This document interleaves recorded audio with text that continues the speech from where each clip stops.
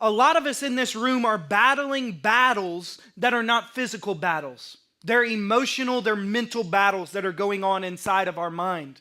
They're battles that nobody else sees, that nobody else realizes the severity, nobody else realizes the massive waves that we are being hit with in our mind on a daily basis. And so we're taking a couple weeks and we're just diving in and we're figuring out how do we fight against these battles that we're facing on a regular basis. And so for me, we love going to the beach as a family. And we love hanging out at the beach. This is a picture that I found in Target. And it actually looks exactly like the boardwalk right here and the beach that Heather and I love going to. We love going to Gulf Shores. And we love going and hanging out at the beach.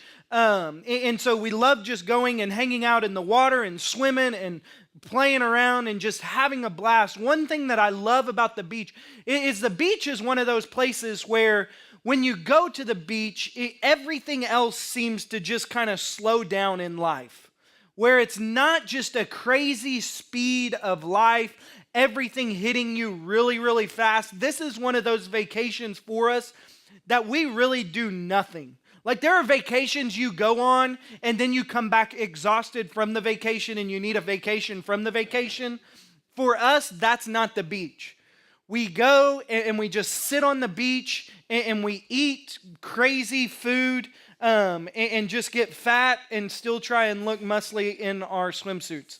And so the thing is, one thing that I love doing is I get up in the morning and I go down by the beach with my Bible. And I begin just reading my Bible and praying when nobody else is down there.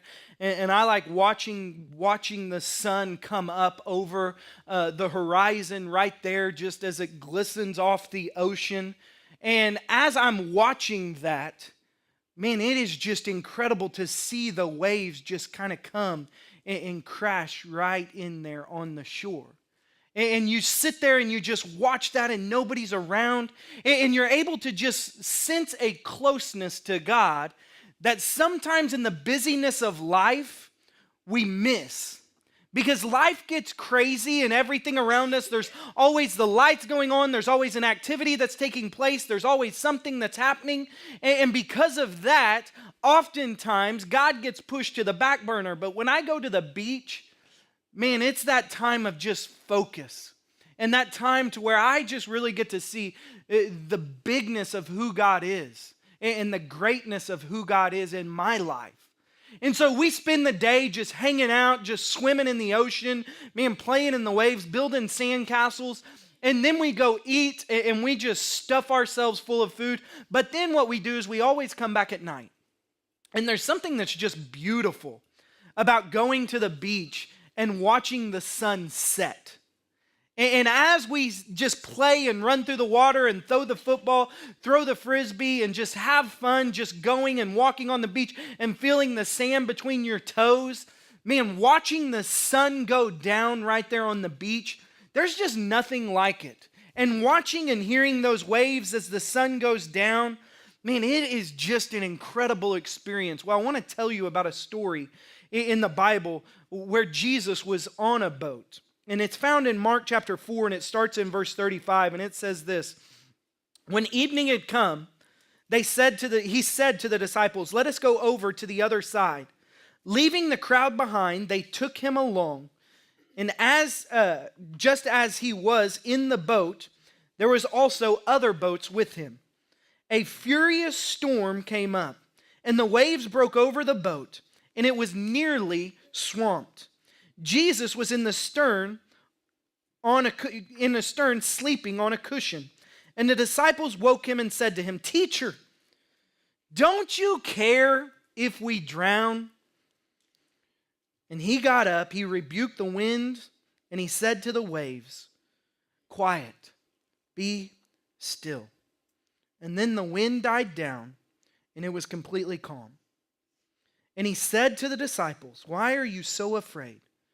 Do you still have no faith?" Today, what I want to do is I want to talk to you about 5 different waves that we battle in our mind. in the 5 waves that you and I face on a constant basis. And these waves that continually try to overtake us. And the first one is this, the wave that comes over the boat. See, the disciples were in the boat. Jesus had been teaching. Jesus had been performing miracles. Jesus had been doing all this stuff. Well, now evening had come and they got into a boat to go over to the other side. And as they were making their way over to the other side, a massive storm erupts. And during this storm, and you have to remember who is in the boat, because for me, if I am in a boat and the water is coming over the side of the boat, I'm not in a good place mentally. But for the disciples, most of them were fishermen. So a storm in the water was not something new. But yet in this moment, it was greater than something that they had ever faced. And these waves begin to come over the side of the boat. Listen, there are going to be moments in your life where the waves that you face seem bigger and more impossible than anything you have ever faced in your entire life. And you are going to wonder, how in the world do we get through this? Because the disciples find them in the middle of the sea trying to get to the other side, but too far from where they've already come. See, when I was growing up, my grandpa had a boat, and we would go out on the lake all the time, and I would be able to sit in my dad's lap and drive the boat, push the throttle forward, pull it back, and have fun. And then I got to the point where I could every now and then load that boat, and they would back the trailer in the water, and then I would be able to load that boat as they hook it on. Well, when I was in college, 2 of my roommates had boats. And after school, we would go out to the lake just about every single day. And I learned how to wakeboard out there. And I had a blast, and it was so much fun. I never could, and as hard as I tried, I could never get the wake-to-wake jump down. Like, I just couldn't do it. I couldn't jump from one wake to the next wake. And I tried, and I worked, and I could never do it. But we had so much fun going out there, and we had so much fun wakeboarding. Well, one time we were out there, and all of a sudden the wind begins to pick up. And if you've ever wakeboarded before, you know the best time to wakeboard is when the water is just glass. Like, you don't want rough water when you're trying to wakeboard. You want it to be completely and totally calm. Well, the wind started picking up, and a storm started to move in. And so there was a little break just in the waves on the lake. And so we thought, man, let's just load up and just head back. And so a buddy of mine was in there, and he was just like, hey, I haven't got to ski. I haven't got to wakeboard. I don't want to come out here and not do anything. Let me ski back in. We're like, all right. And so we throw the skis out. He jumps in. He gets all ready to go, and we take off. Well, we were a long ways away from the dock. And he's back there behind the boat, and we opened that thing up as fast as we possibly could go. And for college students, this seems like a great idea. Hey, this is fantastic. Let's see how fast we can go. We were doing 55 to 60 across the water as he is holding on, and he is shaking for dear life. And he's just like, guys, slow down. This isn't funny. Stop. And he is trying with everything he has not to fall. Because you know, if you've ever hit the water, like if you have ever been tubing, and then you get that guy that just goes straight for a long time and then whips you around, and then you fall. Like, I did that one time. They threw me off, and I hit the water, and my arms were straight up. And when it did, it sucked the life jacket off of me, but it knocked the wind out of me. And so I start sinking, and I am probably 10, 15 feet down, and I have no clue which way is up, because Thunderbird is known as Dirty Bird. It is, you can't see anything in that water. And so I'm down there, and I'm like, I don't even, like, which way do I swim? Well, we are going so fast, and he held on for all he had, and we tried to make him crash, but it was amazing. It was the greatest skiing I have ever seen in my entire life. He did not fall.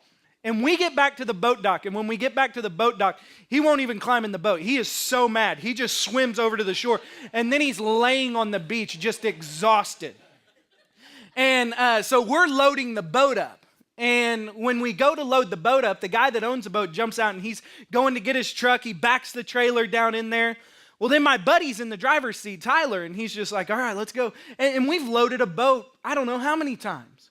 And we start to go, and when we start to go forward, all of a sudden a wave hits us, and it throws us off course. And so we throw it in reverse and back it up, and then we try again, and we back it up, and we try again, and we back it up. And I'm getting frustrated because I've done this before, and he's getting frustrated because he's done it before, and I'm just like, let me do it. He's like, I've got it, come on. And I'm like, let me do it. And so finally I jump into the seat, and we've been going at it for probably 10 minutes now. And so I start going, and I start trying, and I start going forward, and right when you're going forward, that big wave comes and hits you, and then you throw it in reverse, and you start pulling it back out because it does not line up with the trailer, and so then you try and throw it in forward again, and then you got to pull it out. And so finally, he says, okay. He says, let's just do this. He goes, I'll jump out of the boat. He goes, I'll go stand on the trailer, and when you come in, I'll just grab the boat. And it's college students. I thought, brilliant. Like, that's a great idea. Why have I not thought of that before? Like, what? Why have we not done this? And so he jumps out of the boat. He's standing on the trailer, and I'm in the boat. And he is ready to grab it as it comes up so that he can get it straight, and we can get it hooked, and we can go. Right as I hit the throttle to go forward, a massive wave hits the back of the boat, shoves me forward faster than I can get it into reverse. He's standing there, the wave hits him, both his feet go out from under him, and the boat rolls over the top of him. And so I just jump out, hook it, and tell him, let's go. I've killed my friend. No need to look at it. Let's just get out of here. Like this is not good. Like I'm not going to jail for murder. And so I throw it in reverse. And as I throw it in reverse, like he's trying to come out of the water, and he's yelling, what is your problem? Why would you run over me? I'm like, it's not like I did that on purpose. Why can't you stay on your feet? Like just stand up and grab the boat when it's coming in. But here's the thing. When the waves come, it oftentimes throws you off the course that you had planned for your life. See, when the waves get so big that it starts coming over the side of the boat, it causes you to lose course in the direction that you were supposed to be going. See, the disciples are heading to the other side of the shore, but now they find themselves in the middle of the boat taking these buckets and throwing water out the side because now the waves are so big. I don't know if mentally you've ever faced waves that are so big you don't feel like you can continue going forward. Like you don't feel like you can continue this path that you're on. Like you are struggling so much that the waves that are inside of you, like, I don't know how I'm going to do this. I was watching a video, and it's interesting to me. I was on Facebook, and I saw this video come up in my feed. And I watched it, and it's this woman, and she's at the beach.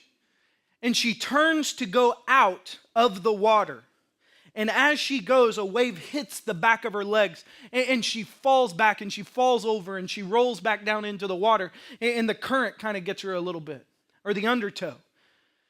And so she's trying to stand up, but now the waves have got her, and by the time she's almost up, another wave hits her and knocks her down and pulls her back out. And then she's trying to stand up, and another wave hits her and knocks her down. And then she's trying to stand, and another wave hits her and knocks her down. So then some guys come out, and they try and grab her, and they try and pick her up, and they try and help, but then the waves hit them. And they're all just falling and just rolling in the water. The interesting thing, though, is in the corner of the video down there, there's some kids playing in the ocean. Because here's what you face sometimes.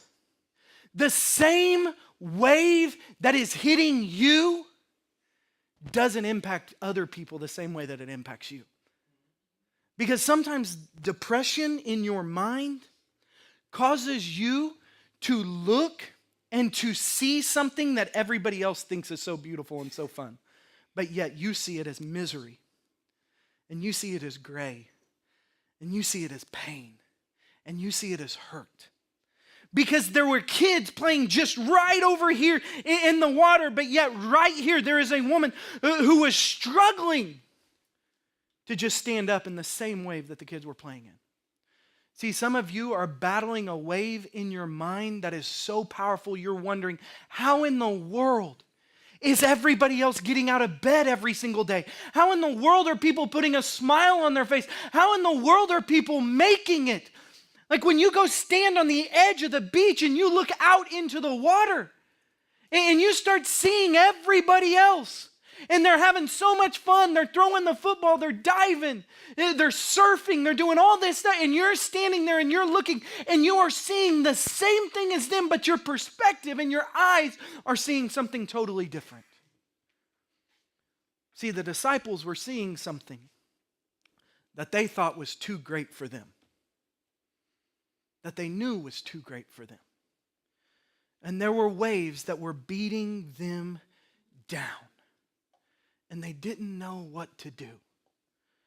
See, when your waves get so big that you lose hope, your faith has gotten too small.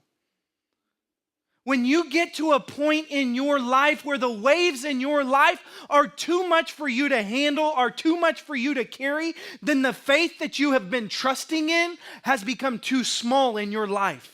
Because listen, you have to understand there is not a wave that is bigger than the God that you serve. And so you serve a God that is bigger than any wave that you're going to face. But the problem is, a lot of times you look at the wave that is in your life and you think that your God can't help in the wave that you're facing. That the wave that you're facing, it's coming over the boat. It's crashing over the boat. God, what are we going to do? God, the boat is filling with water. God, what is going on? The way, it's just getting worse. We still have to make it to the other side. How are we going to make it? I don't know how my marriage is going to get through this. I don't know how my kids are going to make it. I don't know how I'm going to make it through my job. God, I find myself in the middle of the ocean and the waves are beating me down. And you find yourself in a spot that you think, I can't do it, because you've made your God too small. See, what you have to understand is the size of the wave is oftentimes determined by the size of your God. Because if your God is small, then that wave is going to be huge. But if you've got a big God, then that wave will look smaller and smaller and smaller. Because if you've got a God that can conquer any wave, then there's not a wave that is going to intimidate you. I'm not saying you're not going to face big waves. I'm not saying the waves aren't going to come over the boat. I'm not saying there's not going to be times in life where you stand up and you say, I need you, God. There's going to be those times all the time. But if it ever gets to the point to where you say, I can't make it anymore, your God has become too small. And maybe you need to step back and you need to get a different perspective, not of the wave, but of your God. Because the problem is, a lot of times, is we look at the size of the wave, not the size of our God. And we look at the situation and we say, this is too big. When really we should be looking and we say, my God is mightier than anything. He's bigger than anything. He's greater than anything. And he can handle any wave that comes our way. See, Jesus is not trying to remind the disciples that the size of the wave, Jesus is trying to remind the disciples that the size of the wave is not, it's determined by the size of their faith. When your faith is small, the wave gets bigger.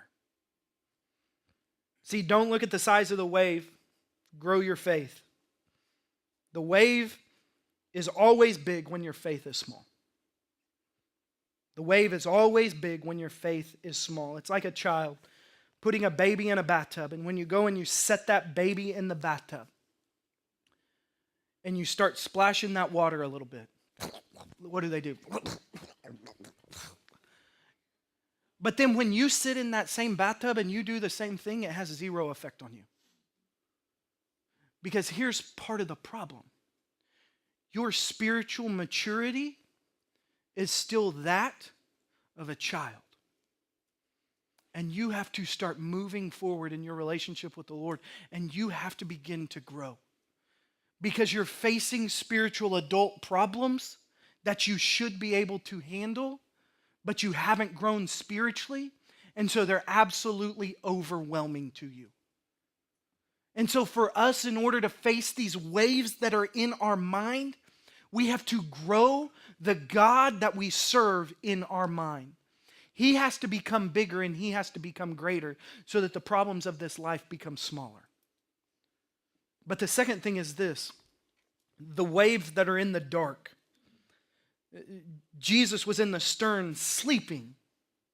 It was nighttime. They were crossing. As they were crossing, Jesus was asleep, but there were waves that come in the dark.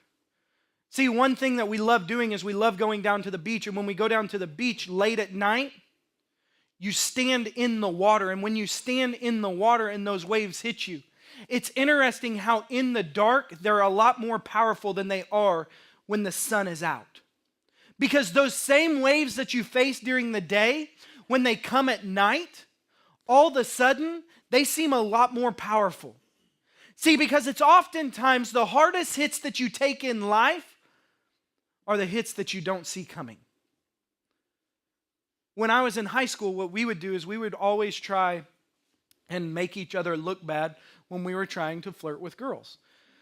We were really nice to each other. And so one thing that we would do is in the locker room, we would stand there and we would punch each other. I know girls do this too in the locker room, I was told. And so you stand there and you just flex and they hit you and you see who can take it the best. Well, the interesting thing is when you're standing there and when you're braced for the impact, it doesn't hurt nearly as bad. But when you're standing there and you're trying to talk to a girl and impress a girl, and then somebody comes by and you're standing at your locker and they go, bam, right in your stomach, and you're like, you know, and you're still trying to impress her. And she's like, man, I am really attracted to you right now, you know? And you're trying, it's the hits that come when you least expect it that hurt the most. See, there's a lot of times there's waves that are coming in your life that you weren't expecting. But God, I love you. But God, I'm serving you. But God, I'm doing everything I'm supposed to be doing. But God, I'm pointing my family in your direction. But God, I'm trying to lead my kids and point them. Why is this came out of left field. Why is this happening?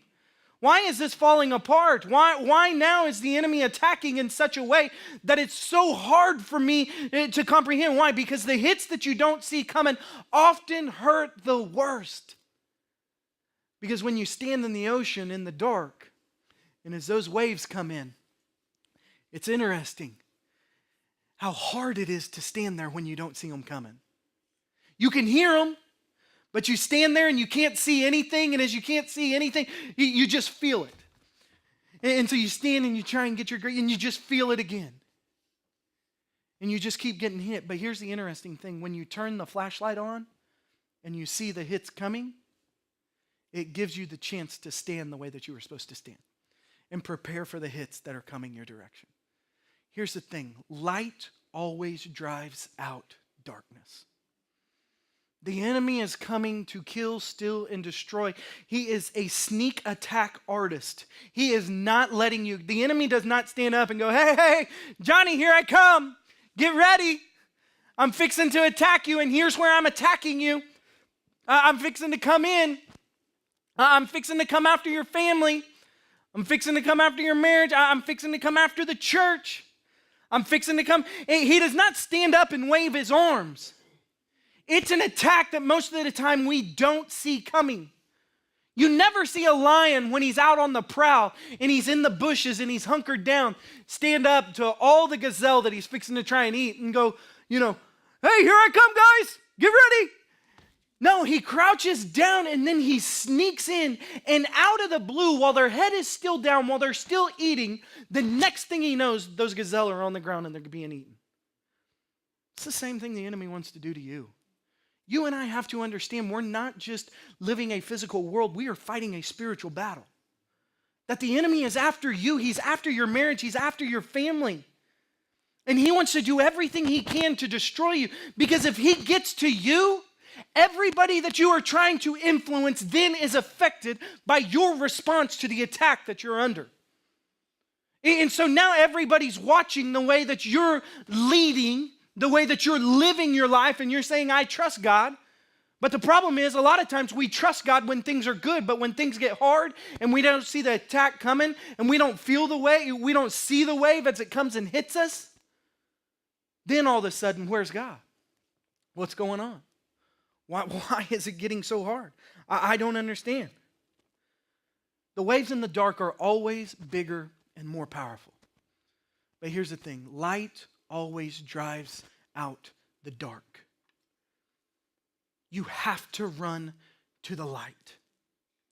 If you want to fight the waves, stop living in the dark.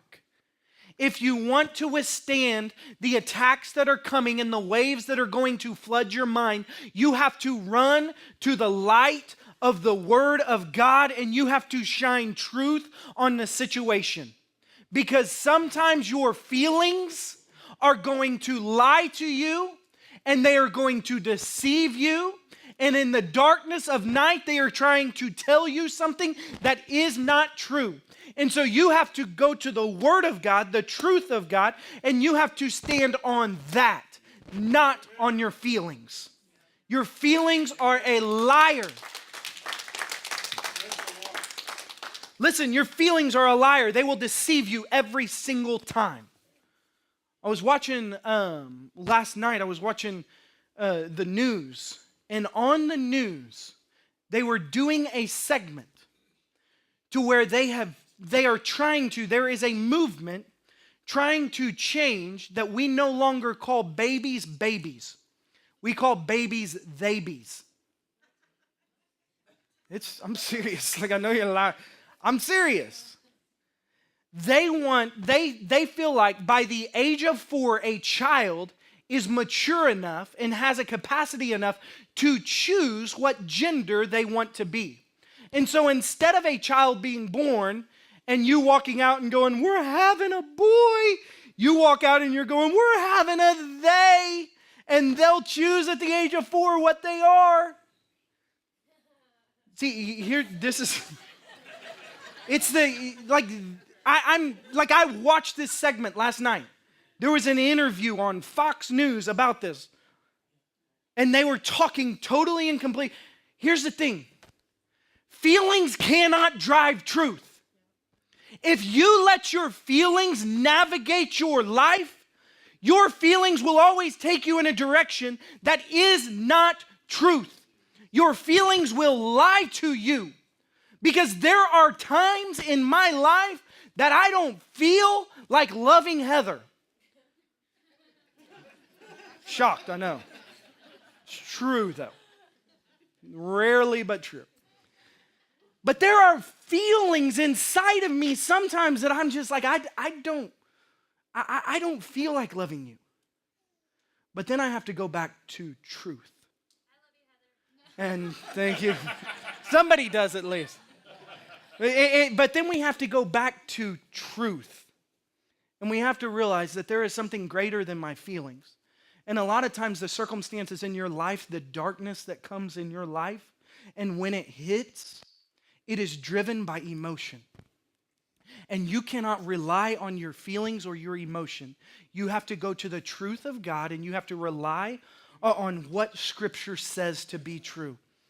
And so when that happens, you have to say, I'm not going to be motivated by the truth. By the feeling of this situation. I'm going to be motivated by the truth of this situation. And so the next thing we have to do is the wave that makes you feel alone. There are waves that come that make you feel like you are all alone. And in your mind, you feel like nobody understands and nobody gets me. Nobody's ever been through my situation. Nobody's ever been through my struggle. Nobody's ever dealt with the kids that I have. Nobody's ever had the marriage that I have. Nobody's ever had the finance. Nobody's ever had the job that I have. And you feel totally isolated and you feel completely alone. See, the disciples were in the middle of the boat and they look over and Jesus is sleeping. He's sound asleep. And they're panicking. See, here's the thing. For some of us, what we need to do is we need to step back and we need to see what Jesus' response is. If Jesus is sleeping, why are we freaking out? Listen, when Jesus begins to freak out, that's when we need to panic, okay? I'm just going to be honest. Like when Jesus just, is like, I don't know what to do. I don't have the answers. Then, like, that's when we hit the button and we're like, we're in serious trouble. But if you're in the middle of the boat and you're bailing water and you feel like you're doing everything on your own, because that's how we feel a lot of times when we're in those situations and when we're battling the waves of the mind. We feel like nobody else understands, nobody else cares. You go to work and you feel like, why am I the only one doing this job? Nobody else does this job. I'm the only one working. Look at all them sitting over there. Why am I the hardest worker? And they just don't even care. You go home and you're sitting there and you're making dinner and somebody else is sitting on the couch, and as they're sitting on the couch, you're getting frustrated, you're getting angry because you're the only one bailing water out of the boat. But here's the thing. Maybe you need to look at the response of Jesus before you start to panic. And if Jesus isn't panicked, then why are you? Why are you making a bigger deal out of the situation than Jesus is? Listen, the storm is going, the waves are beating, and Jesus is...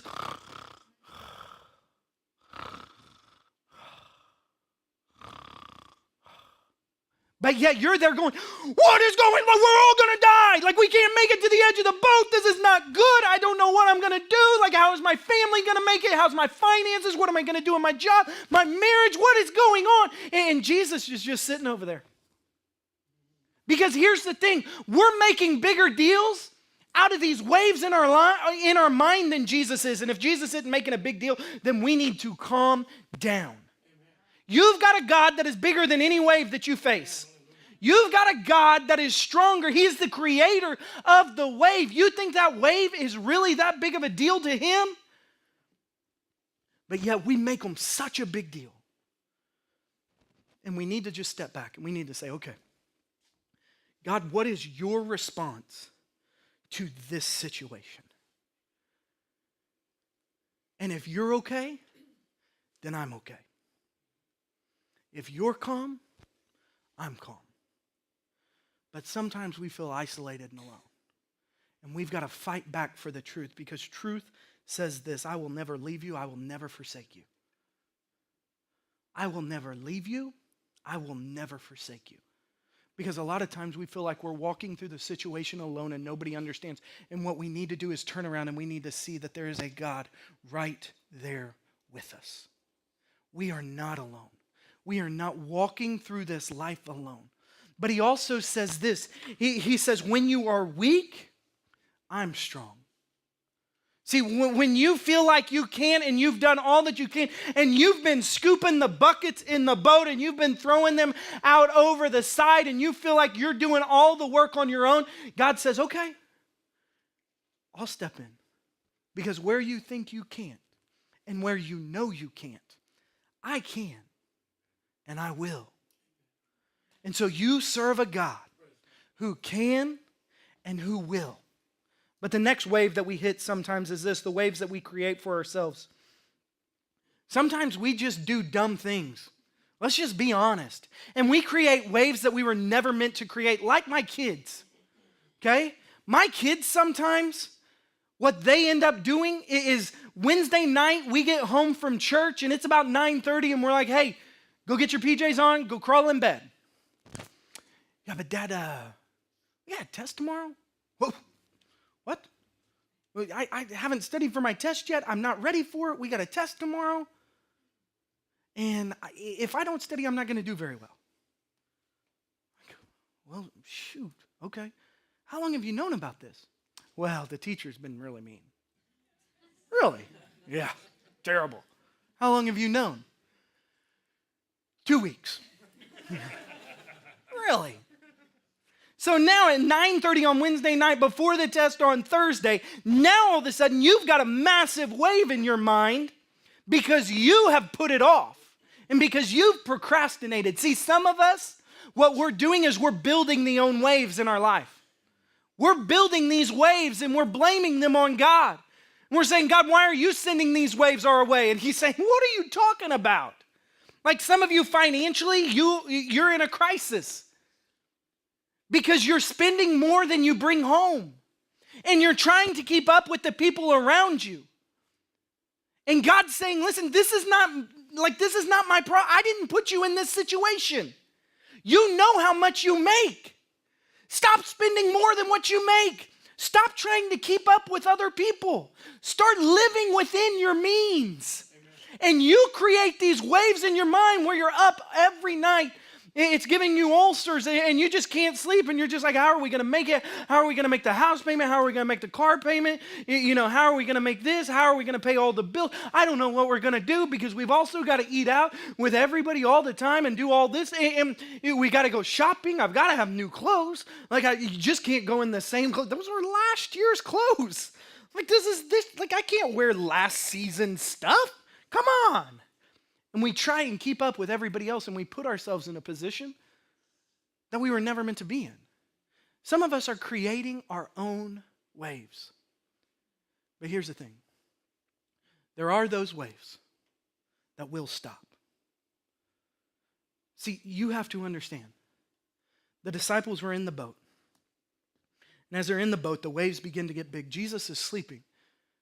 You can imagine Peter going over to Jesus. Peter's that one that he's the one in the Bible that would fight in church. He would just punch you no matter what, and he'd just lay you out. You look at him wrong, you say, and so you can imagine Peter going over to Jesus, being like, Jesus, seriously? We're about to drown. We're about to go under. There's no way we can make it to the other side. There's no way. What are you doing sleeping? What are you doing still laying there sawing long? Get up and help. And Jesus gets up. And he looks at the wind and he looks at the wave and he says, stop. Stop. And the winds and the waves immediately die down. But then probably the worst thing in this passage is I think sometimes how I feel God looks at me. He turns and he looks at the disciples. And he just says, really? Really? Guys, don't you know who you're with? Don't you know who's here? Why are you panicking? Why are you making such a big deal out of it? Don't you understand that I am God? And that I control everything, and that if you would just come to me and just woke me up and just said, hey God, this situation's bigger than us. I need you. I need you. He would have picked us, he would pick us up and he would carry us. And he would make the winds and the waves die down. And he looks at me and just, really? Your faith is that small? When we go to the beach, one thing the kids love to do is they love running out into the water, and they love planting their feet, and they love letting the waves hit them. And they love trying to see how much they can withstand.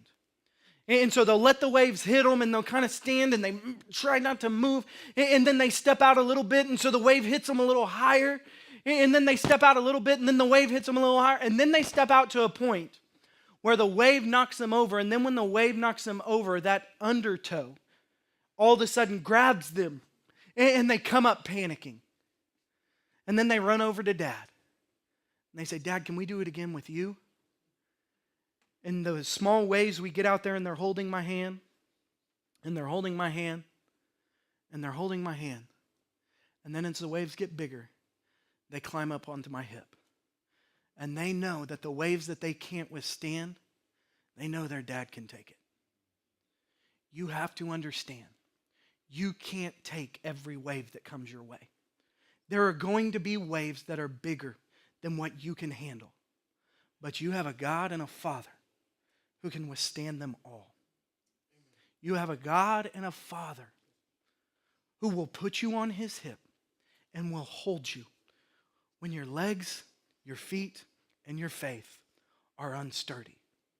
And when you feel like you can't and those waves are hitting you, and you want to do everything that you can to believe in God and believe that you can take this and believe that God is for you and not against you and believe that the greater days are in front of you, not behind you, you need to crawl up onto the hip of God and you just need to say, I need you to carry me right now. And you know what? He's fine with that. He's fine with that. See, some of you are fighting waves in your mind right now that are bigger than you. And you need to turn to the God that's bigger than any wave you will ever face. And you need to say, God, here is my wave. Please help. Please help. Would you pray with me?